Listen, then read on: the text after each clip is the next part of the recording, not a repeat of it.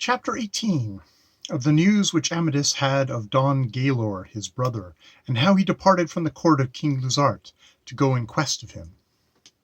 One day when Amadis was talking with Queen Brisenda, there came a damsel into the palace, who knelt before her and said, "Madam, is there a knight here who bears the lions?" The queen, perceiving that she meant Amadis, answered, "What would you have with him?" "I bring him tidings of a new knight, who hath made a braver beginning of chivalry than did ever a knight before in all the islands." "Say you so?" said Brisenda. Then tell your tale, for here is the knight whom ye seek." Then said the damsel to Amadis, "Sir, the fair child whom you knighted before the castle of Bradoy, where you conquered the 2 knights of the bridge and the 3 of the causerie, and took the lord of the castle, and delivered by force of arms Urganda's friend, saluteth you by me, as being the man who he reputeth his lord, and bids me to say that he will strive to be a good man, or die in the attempt, when he shall be in such prowess. He will tell you more of his affairs than you yet know, but if he fail to become such as one as you could esteem, he will still be silent." Then came tears into the eyes of Amadis, so that all the dames and damsels saw that he was weeping, for he remembered his brother. Meanwhile the queen, desirous to hear what deeds of prowess the new knight had performed, said to the damsel, "I pray you continue your message, and tell us that brave beginning of chivalry you speak of." The damsel then related what she had seen at the rock of Galtres, which, when she had done, the queen asked Amadis if he knew who the knight was, and Amadis told her it was his brother. But Orianda, who sate too far off to hear what was said, was greatly displeased to see Amadis in tears, and she said to Mabilia, "Call your cousin that we may know what hath happened."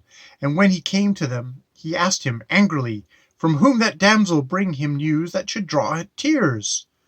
But when he told her, she cried, "Pardon me, my lord, that I suspected where there was no cause." "Ah, lady," he replied, "how can I pardon you who have never offended? But if it please you, may I go and seek my brother?" And this he said because he greatly desired to see him, and because he wished to seek adventures wherein renown might be won. Oriana answered, "As God shall help me, I should heartily rejoice to see this knight here, and I freely permit you to seek him, but let it seem as if you went at the queen's command." Amadis then went to the queen and said, "I would, lady, that we had the knight in the king's company yet. If he not be sought, it will be long before he will come." "In God's name," replied Brisenda, "seek him then, but when you have found him, forthwith return here." On the morrow Amadis heard mass, and departed only with Gandalin. Towards the close of the 2nd day, as he rode through the forest, he met a lady with 2 damsels and 4 esquires, and there was a litter with them, and they were all loudly lamenting. "Lady," said Amadis, "what have you in this litter?" "I have all my care and my sorrow," she said. "A knight, my husband, who is wounded, I fear to death." Then he approached the litter, and lifting the cloth that covered him, beheld a goodly knight, but his face was all bruised and swollen, and it had many wounds. "Sir knight," said he, "from whom have you received this injury?"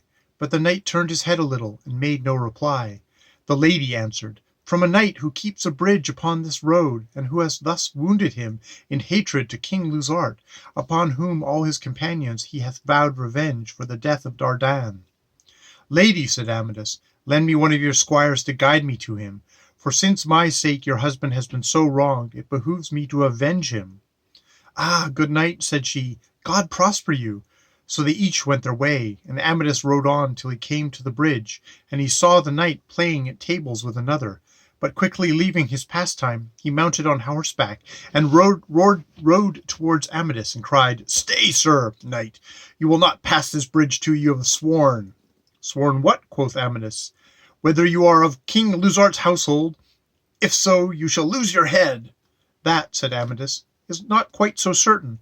I am of that household, the knight of the queen his wife, and have been since I won the battle for the disinherited lady." "By my head," replied he of the bridge, "thou shalt lose thine, for thou hast slain the best of my lineage." Hereupon they gave the spurs to their horses, and breaking their lances, met so furiously that the knight of the bridge was thrown to the ground. But, by reason the helmet of Amadis was displaced in the encounter, he had leisure to mount again, and to give his enemy 3 blows with the sword before Amadis had adjusted his lacings. That done, he of Gaul requited him with 1 blow on the side of the neck that sent his head dangling upon his breast. Now, said he to the squire, go tell your lady what you have seen. Then Amadis rode on till he came to the end of the forest, and entered a fair plain and wide, and he was delighted with the green herbs that he saw on all sides. Presently there came up an ugly dwarf upon a palfrey, whom he asked whence he came. From the house of Count Clara. Have you seen there a young knight called Gaylor? No, said the dwarf, but in 3 days I will show you the best knight in this land. Ah, dwarf, lead me then to him. That shall I do, if you will grant me a boon, and go with me where I shall appoint. This Amadis granted, hoping that the knight of whom he spake might be his brother. So they rode on together. The following day about noon they saw 2 knights fighting against one, and Amadis approached and said, Sirs, may it please ye stay a while, and tell me on what occasion your quarrel ariseth. At these words they ceased, and one of them replied, Because this knight maintained that he alone is able to achieve as a great enterprise as we 2 together. Certes, said Amadis, a slight cause, for the goodness of the one diminished no jot of the other. They saw that he spake with good reason, and so ended their strife, and they then asked him if he knew the knight who conquered Dardenne. Why ask ye? Quoth Amadis. Because we would gladly meet with him. I know not, he replied, whether your measure be good or bad, but I saw him not long since in the court of King Lusart, and he took leave of them and went his way. The 3 knights conferred together a little, and then galloped after him. He no sooner heard them than he turned and took arms. He had no lance, neither had they, having broke them in their quarrel. Alas, my lord, quoth the dwarf, what will ye do? Do you not see that they are 3? I shall defend myself if they attack me, replied Amadis. Arid this they came up. Knight, said they, we beg a boon of you, and you must grant it if you would get from us. If you would get from us. I shall grant it the sooner, replied Amadis, if it be reasonable. Tell us then, as a loyal knight, where we may find him who by Dardenne was slain. He who was now compelled to avow himself answered, I am he. They exclaimed at once, Ah, traitor, thou diest, and fell upon him. But Amadis so bestirred himself that only one of them escaped with life from the adventure. Ah, quoth the dwarf, I better take with me for my boon than I take a better with me for my boon than I had thought.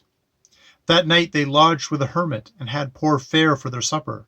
In the morning, about an hour of tierce, the dwarf showed him in a pleasant valley 2 tall pine trees, and under them sat a knight, all armed, upon a lusty courser, and 2 knights whom he had just dismounted were endeavoring to catch their horses.